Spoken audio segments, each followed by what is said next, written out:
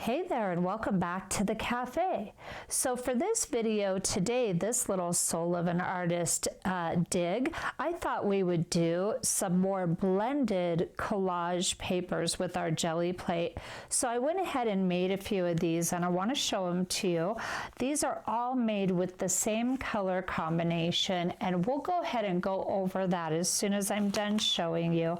I had a really great time making these. Now the last Gelli plate video I did, we did real bold and graphic color blocking in that video to really accentuate the collaged look. And this time I really want to make more of a blended kind of design. Now this one's very interesting. I did add some golden iridescent bronze to this one. So it's very different to look at depending on the angle you're seeing. This one I added a lot of the iridescent bronze, and I used a doily on here, which we're going to use this today. We're going to do one of these real quick, of course, so I can show you how I did it and just kind of, again, give you a jumping off place to make your own. This has been, I love this color combination, and this is really kind of creating a monster in me, so to speak. I'm wanting to do a lot more of these here on the channel and do different color combos every time. So what I'll probably do in the future is just make some and do flip throughs and not show how to do it, because we're going to cover how to do it today. So then what I'll do is just link this video to those flip throughs. But I'm really wanting to come up with some, very color combinations that really speak to my heart. I've already got a few. I've already got quite a few, but I'd really like to zero in on color. That's kind of the path I keep finding myself on over and over again lately. So I definitely want to delve deeper into that, and I want to take you with me. So here's that doily, a really nice shot of that doily, and then I've got some text in here and some shelf liner and some bubble wrap, all kinds of wonderful little layers in this piece here, really in all of these. And yes, I'm just really going wild over wanting to mess with color more and more. So here's this really fun little batch of papers. And also I like to work most of the time when I'm not filming. I will work 2 prints at a time. I'll work my 9x12 plate, which is how I get the borderless pages.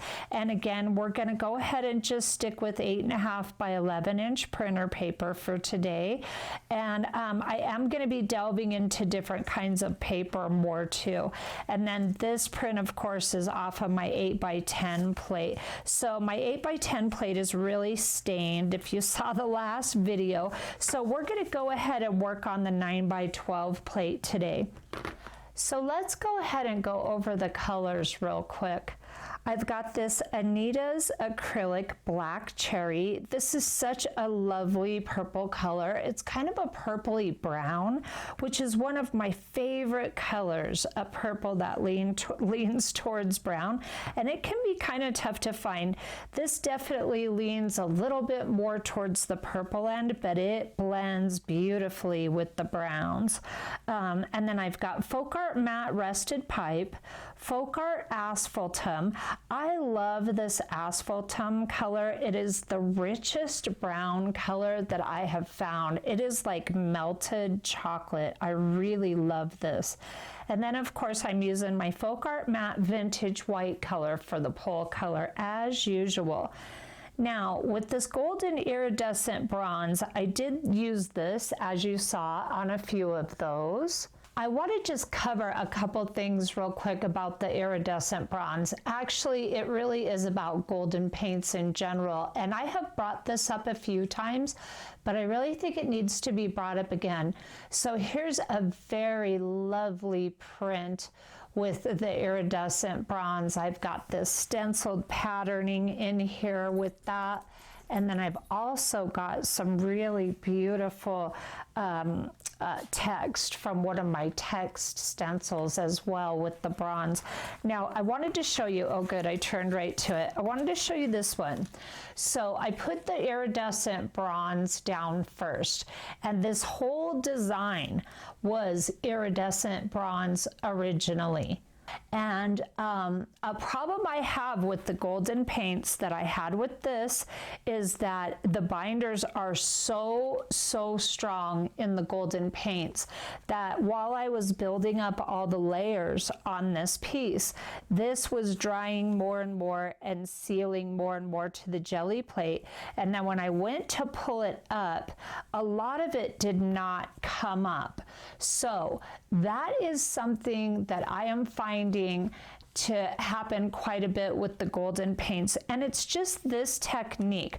When you're having to do your layers on your plate and letting them dry, this tends to be a little bit of a problem issue. So there's lots and lots of metallic options that are by Folk Art and other brands on the market that the binders are not as strong, but I have found that with this technique, the golden paints really can give you a headache. So I wanted you to be aware of that. Now, I also used the iridescent bronze on the little shelf liner here. I just took my little shelf liner piece and I had some bronze paint on my little 6x6 inch jelly plate, and I just I just went like this and then ran it on the jelly plate like that to get the print down to be one of the first layers for this. And most of it pulled up, but I did have some tearing and I had some problems with it. So it's just a word to the wise. It's something that I continue to run into, and so for this technique, I'm really going to steer clear of the golden paints. Now, I haven't had any problems with any other techniques. I think it's all about the time, because the more time you give the golden paints, they're such a high-end, high-quality paint that, of course, it just seals. It seals to your plate, and it can be really tough to pull, and it can tear your paper. So now I'm repeating myself. Let's go ahead and get into the materials real quick. Like I said, I'll be using my 9x12 inch jelly plate today, and we'll be using the 6x6 inch plate for our palette. I've got a couple brayers here. I like to use the smaller brayer to layer up all the different layers, and I like to use my bigger brayer as for the final pull color. And then I've got my cool little furniture skid tool that I always use and have talked about ad nauseum already. And then I have some scrapbook paper. This is some paper that I didn't really like and didn't want to use, so I'm using these as runoff sheets and building them up in order to have some more collage fodder. And then for the textures and the stencils today, I pulled a few, so let me move this real quick. I wanted to go ahead and use a lot of the same ones that I used already, and for a couple reasons. One, so that you can see what I have in my stash, and two, I'm making this into a paper kit, so I want them to be all cohesive, okay? So I've got just some corrugated cardboard here, very much used little piece of that. And then here, of course, is my little doily, and I had whacked off a piece to put in one of my collage pieces that I did with Lizbeth Dagan when we did our collaboration. So I've got this, what's left of that poor little doily. And I've got this little texture plate here. I got a whole stack of these at a yard sale for like $1 years ago. It's been a long time now that I've had these. So there was no packaging with the manufacturer on them, but you can find texture plates all over the internet, of course. And then I've got this beautiful little stencil that I got years ago at Hobby Lobby. And word to the wise on this, of course, whenever you're jelly printing with text, you always want to just lay it down backwards, and then it will print the correct way. It's just one of those little things that I don't think about until I mess it up. You know what I mean? So let me get, okay, that's better. So now this year, this is a folk art stencil here. So it's nice when they have the manufacturer name on the stencil itself. And I scored this summer. I went to my local, there's a church down the road from my house, and I went to their yearly yard sale this summer, and I ended up getting a whole little box full of stencils for just a couple of dollars. I couldn't believe it, because this stencil right here easily goes for at least $12. So I felt really, really lucky to come across these. And that's where, of course, those designs came from. So we'll play around with just these few little things. This is more than enough to get started with. Let me go ahead and get my area ready, and I'll be right back. We're going to go ahead and start with this Anita's Black Cherry color. I really like this color. I like it so much that I made a couple of those prints. And when I was in the city, I stopped by Hobby Lobby and grabbed a few more bottles of this. I think it's a really gorgeous color. I love working with it. I just love purple and brown and cream together. I think it's really beautiful. So let's just start in this corner. I'm just going to lay down some color.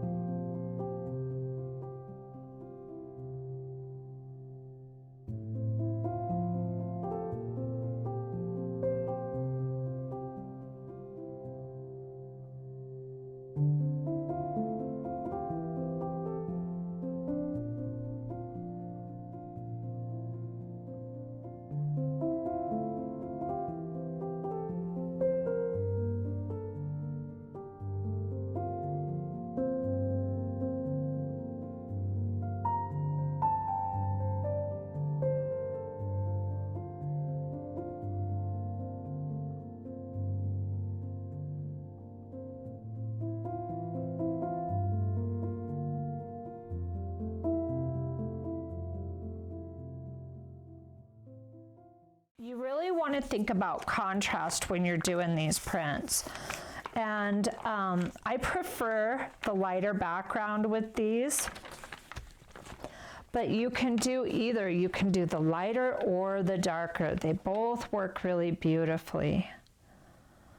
So now I've got that embedded, and this is kind of a sharp edge. So I'm going to come in with my brayer cleaned up and just kind of soften that edge out a little bit here and there. If your paint's really dry, you can come right in and remove a lot of that.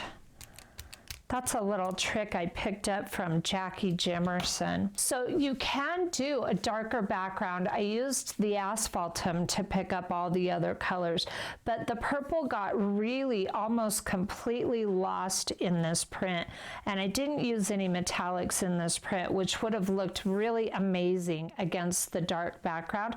So you have lots of options when it comes to your contrast. I really prefer this lighter background. Here's a great example. I love to use a lighter color as the pickup color and then use the darker colors for the texture. So these are things that you want to think about as you're going through this little process. So now let's take a different color and let's get some text on here next. I'm going to go ahead and use this. I really enjoy this stencil so much, and we'll use this rusted pipe.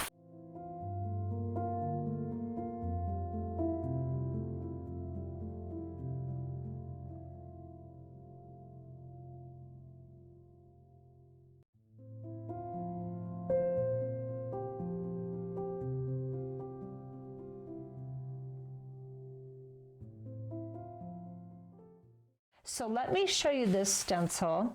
I got this in that pile at that yard sale over the summer. So let's add a tiny bit of this in here with the iridescent bronze, and I'm just laying it down and I'm trying to steer clear of what I've already done.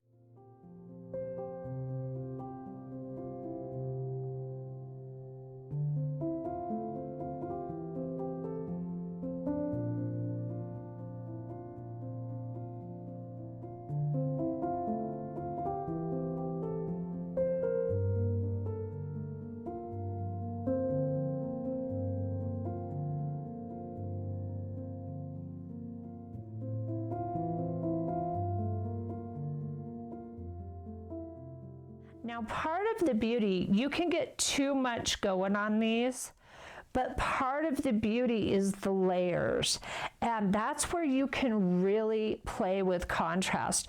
If you have really high contrast on every single layer, it can get a little busy. But if you use colors that are closer together on some of your layers and you have a little bit less contrast, then what happens is those layers really serve to make your piece more elegant, make it look higher end.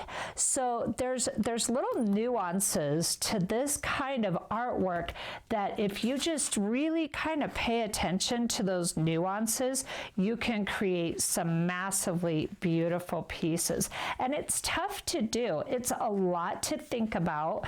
It's a lot to have to consider when you're trying to create. But the nice thing about this finish is that you have to let these layers dry anyway, so it does afford you that time to think. I'm gonna come in and add tiny hints of this color into the background. I can go over bits and pieces of my other designs, and it will really serve to make that pop in different ways. So I don't want blobs of this, so I kind of need to come in and smooth that out. It's very thin, and it's if you start running over it too much, what'll happen is it'll start picking up. So it's just this finish it's a bit finicky, but once you do a few of these, you really do pick it up and you get a vibe of, you get the feel for it. You get the feel for it very quick. So it seems more complicated than it is, just because I'm kind of throwing all the information at you at once. I'm really gonna load it. Now I've got this heavily loaded, so I wanna just carefully tap it and not go too crazy because it can really be dark. I'm just gonna throw some in here and there. And the cardboard, it's really funny. For some reason, I always manage to be crooked, and it usually doesn't matter until you're doing something like this. And then it really shows up when you get your corrugated cardboard crooked. So you wanna be mindful of that. And if you don't mind that look, it's very beautiful. Now, another really cool thing you can do is you can crisscross your cardboard and make a grid pattern. Very, very very easily. I only got a couple because I tend to try to, well, I worked on a lot, but a lot of them are still only partially finished. And like this one could use a little bit more work, but I could easily spray this with my coffee bottle and get rid of all the stark white, and this is ready to go. And it's got gorgeous little chunks of gold in it and purple and brown in the background. And then this one, I cleaned off my little Gelli plate on this one too, and it's got some beautiful bronze in it. So your runoff sheets, to me, they are another opportunity to create some more artwork. Now, I have to let this dry entirely, so I'm going to go ahead and do that and be right back. Now that this is dry here, and it doesn't take long, I stepped away for about 15 minutes. You can load these up with all your layers, and you can walk away for days if you need to. I've done it many times, and it works just fine.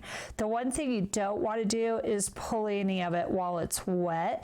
It'll just muddle the designs. It's really not even a big deal then, but it really can kind of mess up. I mean, you work so hard to get all these little things in there. Sorry about that. My paint bottle wants to have it say. Once it's wet, yeah, it can just really kind of mess up your beautiful, all that work you've done, you know, so that's the only thing about that. This is something that I have been really addicted to lately. I have been going wild on my Gelli plate and doing a whole lot of prints. Now, back to the logistics of this.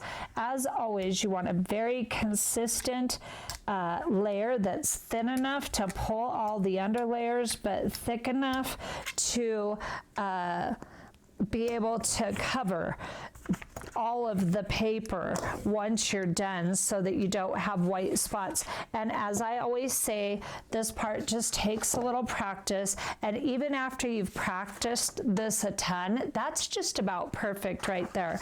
Even after you've practiced this over and over again, you'll still have mishaps sometimes. Sometimes I get too much paint, sometimes I don't get enough paint, and that's where your coffee bottle comes in, where you can squirt coffee onto the stark white parts and get rid of that starkness. And then if it's too thick, you'll just end up with a not so great print, and you'll have to lay down another layer of paint to pull up the rest, and then you'll get kind of a ghost print. So it just takes a bit of wangling, and you'll be fine. You'll pick it right up, and you'll know when you've got too much, which is easy to take some extra off like we just did with this print here.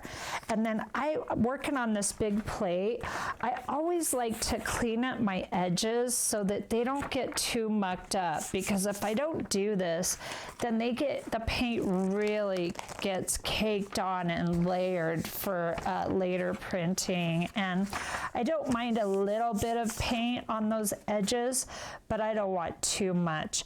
Now, that is long enough. We're doing this in real time, and this printer paper, you've got to pull these fast once you lay that down. And there's our lovely print. And we've got, let me move this real quick. Oh, I wish I had a piece of cardboard or something to set this on.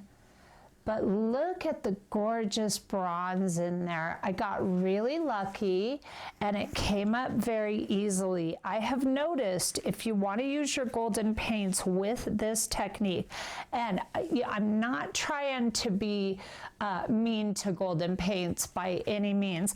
I'm just saying that with this particular finish, the binders are so strong. So I have noticed if I use it just in little bits here and there, like on a text or like this little design, if you use it sparingly, it tends to pull up a lot easier. So let me pull you in.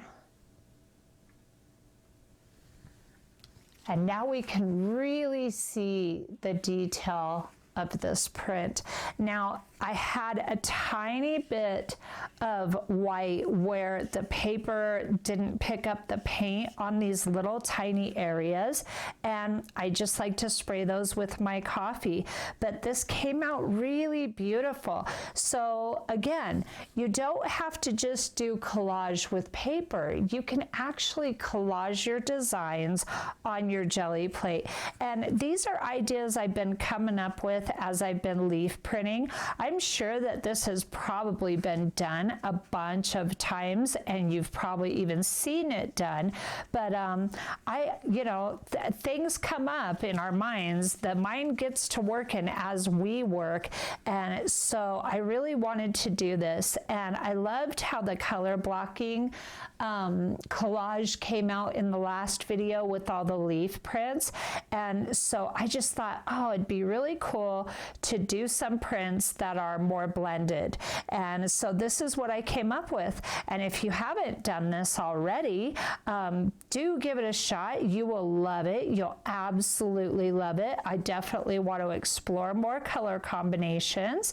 And if you have done this in the past, maybe this is a great reminder to make some more of these. So I hope you enjoyed this, and I will see you very soon. Have a great day.